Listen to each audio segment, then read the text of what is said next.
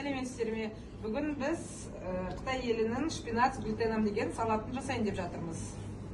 Бізге керектігі шпинат, қызыл бұрыш, глютен.